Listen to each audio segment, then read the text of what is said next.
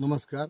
या ठिकाणी मी सन्मान बापाचा ही कविता मी लिहिलेली आहे.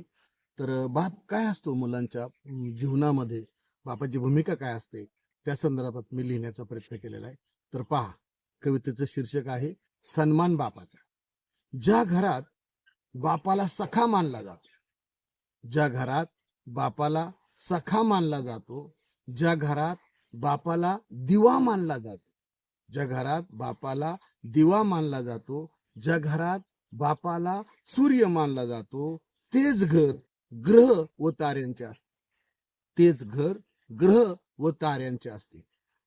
ज्याच्या घरात बापाला ज्याच्या घरात बापाच्या आज्ञेचे पालन केले जाते, ज्याच्या घरात बापाच्या आज्ञेचे पालन केले जाते, ज्याच्या घरात बापाच्या शब्दाला किंवा ज्याच्या घरात बापाच्या रागाला सहन केले जाते, ज्याच्या घरात बापाच्या रागाला सहन केले जाते, ज्याच्या घरात बापाच्या शब्दाला वरून झेलले जाते, ज्याच्या घरात बापाच्या शब्दाला वरून झेलले जाते, तेच घर बापरूपी मंदिर असते.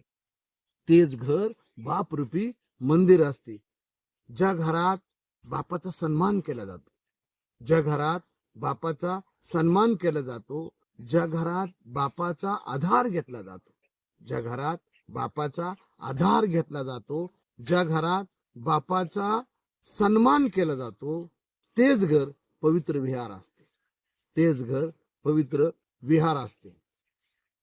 ज्याच्या घरात बापाला आदराने वागवलं जातं, ज्याच्या घरात बापाला आदराने वागवलं जातं, ज्याच्या घरात बापाला मायेने पुस्तक मानलं जातं, ज्याच्या घरात बापाला मायेने पुस्तक मानलं जातं, ज्याच्या घरात बापाला प्रेमाने उच्चारलं जातं, ज्याच्या घरात बापाला प्रेमाने उच्चारलं जातं, तेच घर ज्ञानाचं विद्यापीठ असतं. तेच घर ज्ञानाचं विद्यापीठ असतं. जेथे कधी